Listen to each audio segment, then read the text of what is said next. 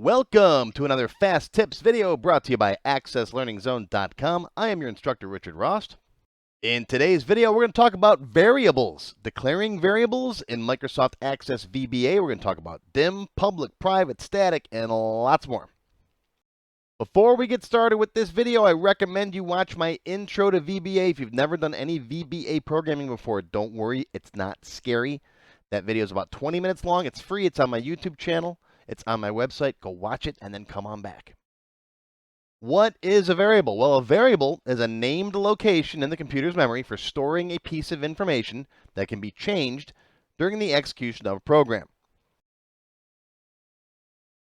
Basically, what that means in a nutshell is instead of storing information in a table like we're used to with Microsoft Access, you're just storing some bit of information in the computer's memory. It's just going to remember it for you. You could think of a variable like a box. And you can give the box a name, like this box is named X. Or you can give it a more meaningful name, like full name, just like you name your fields. And then we can use that box to store a bit of information, like full name can store Ben Cisco. And then later, if we want to change it, we just change it to whatever we want, like Jim Kirk. So unlike the fields in our tables or text boxes on our forms, variables exist only in the computer's memory. So let's go add a button to a form and see a little bit how these variables work. Okay, here I'm in my database. Let's go into Design View, and I'm just going to copy one of these buttons here. So let's just go copy and paste. And I'll just put the caption on here, my button. And I'll open up the properties. And I'll go to all here, and I'll give it a name. We'll call it my button. I like to abbreviate my BTN for my button. That's just the name of the button itself. Okay, we can close these properties. Let's right-click on the button, go to Build Event. That's going to open up our code builder. If you get the little window popping up that asks you what kind of builder you want to use, you pick the code builder. And now you can see I'm inside here in my private sub, my button click. This is the code that's going to run when you click on my button. Now we can use the message box command to display the information in a form field or in a variable. So if I typed in message box, MSGBOX, and then first name, okay, save that. Let's come back over to the database, switch over to form view, and click the button. I get Richard in the message box. Why is that? Well, because Access found that there's a field called first name there. All right, well, back over to our code. Now, what if I put in here message box X, and then I try to click that button? What happens? Okay, I get an error message. It says compile error, variable not defined. What does that mean? Well, that means that Access has no clue what you mean by X. It's looking for a form field. It doesn't find one. There's no field on that form called X. And then it looks for a variable that you might have declared called X, and it doesn't find one of those either, so it just throws up an error message. Now, quick side note, if you don't have the words option explicit up here on top of your module, then you won't get that error message. Make sure you put that there if it's not there already. It should be. I've got a whole separate video that explains what option explicit means. It basically forces you to have to declare your variables, and that's very important. I like it. I like to use it.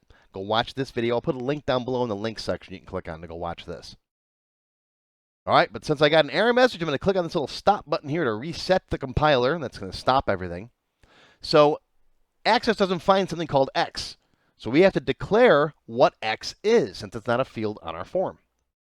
And how do we do that? Well, we come up here, and we say dim X. Dim stands for dimension. Basically, it means we're dimensioning a region of the computer's memory to hold some information, and we're going to call that region of memory X. Okay, now if I come over here and I click on my button, what happens? I get an empty message box. Why is that? Well, because X doesn't have any data in it. It's an empty box. So let's put something in there. So before we message box, let's come in here and say X equals, and then in quotes, Jim Kirk, like that. All right, save it. Come back over here, hit the button, and there you go. There's Jim Kirk. We've taken Jim Kirk, a string of characters, and we put that inside of X. Now, X isn't very meaningful, so I try to only use it for little things like loops or temporary variables.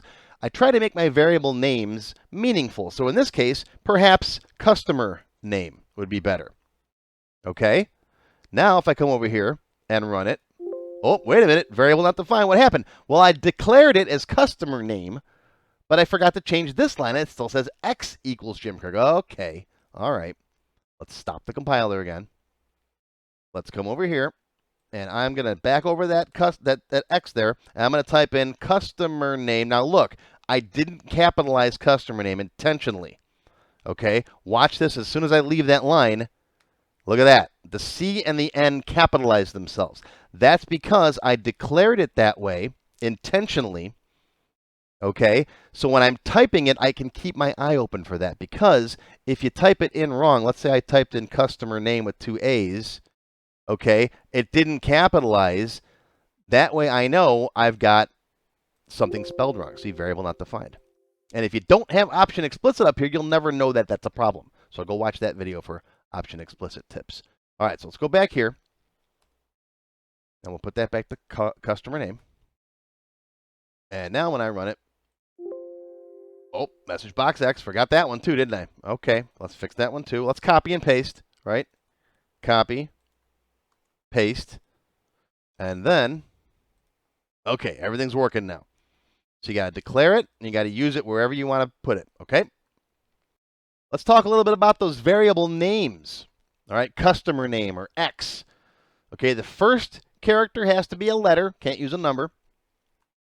So first name, last name, customer name, those are all fine. X is fine. Max of 255 characters. You'll never get anywhere close to 255 characters. 20 or 30 is more than enough. You can't use any of those characters there. Period, exclamation point, at, ampersand. Okay? And you can't use certain reserved words, things that Access has internally. We've got a good list of them there on the website. My buddy Alex maintains that list of reserved words, things like and, then, certain words that are used as part of the language. Okay? The word name you shouldn't use. Now here are my rules. I say only use letters and numbers. Okay? Now, I used to be a C programmer back in the day, programming language called C. And in C, we used to do an underscore, like you'd do first underscore name. If you like doing that, okay, fine, you can do that. I personally don't like it for VB. I like to do just like down the bottom there. First name, last name, num children, this kind of stuff. Okay? Capitalize the words in the variable name so you can see them automatically capitalized when you leave the line. All right, little trick that I like to use. Now, in addition to declaring the variable name itself, you should declare a type for that variable. What kind of information is customer name going to store? As string. All right, a string of characters. What are the different data types? Well, there's Boolean, byte, integer, long, currency, single, double, date, string, object, variant. Those are the popular ones. The ones that I've bolded are the ones that you really have to worry about. All right, Boolean for yes, no values. Long for all of your integer type numbers. Don't worry about byte and integer. You'll almost never use them. Currency for dollar values. Double for anything with a floating point. All right, 2.4, for example. Don't worry about single. Date for date and time values. String for strings of characters, like first name, last name, and that. And then when you get into the developer classes, when you get into more advanced stuff, object and variant become handy, but we don't worry about them right now. We do that later in the developer classes. Okay? An object would be something like declaring an object that's like an Excel spreadsheet that you can work with. Okay? And variant just basically means I'm not exactly sure what it is, but it's got to be something. And it is something special. And I cover that in the advanced lessons. So for example, I can come in here and say dim credit limit as currency. Okay? And then I can come down here and say credit limit equals 1,000. And then I could say message box, customer name, and let's say a colon, and the credit limit. Okay, let's see what happens now. Save it, and then go. All right, Jim Kirk, 1,000. Oh, but wait a minute. I got a field down here called credit limit. What happens in that case? Well, if you declare a variable with the same name as a form field, your variable will take precedence inside that code. So keep that in mind, okay? Because I do have a field here called credit limit right there. Okay, so in this case, I might want to call this, let's call it something else like extra credit. Okay, and then here I can say extra credit equals credit limit plus 1,000. Okay, and then we will message box that with the extra credit. So see, I'm declaring a variable called extra credit as a currency type. I'm setting that equal to credit limit, whatever the field is, plus 1,000. And then I'm message boxing that out. So let's save that, come back out here, go back to form view, and hit the button. And there you go. You can see the credit limit is now 6,000. It adds 1,000 onto that. Okay. Now notice here I put these on different lines. You can put them together on the same line if you want to, like this. Okay, but make sure you declare each of them and their type. All right, I went dim x as long, comma, y as long, comma, z as long, like that. That is actually correct. You can't do this. X, comma, y, comma, z as long. In this case, only z gets declared as a long. X and y become variants. If you don't specify a type, it's a variant. Variants can generally hold any kind of information. It's usually not a big deal if it is a variant, but you just want to be careful about that. There is a shorthand notation. You might run into this if you find some code somewhere online or in a book. You can use different characters to declare your variables as different types. I never use this personally, but there they are. Just be aware of them if you see them. I never use them, so. Variables can have different scopes. A variable can belong to a procedure, which is a sub or a function, and you can only use it there. For example, customer name will only work inside this subroutine, inside of the private sub my button click. Contact button click has no idea what customer name is. So that's the scope of that variable.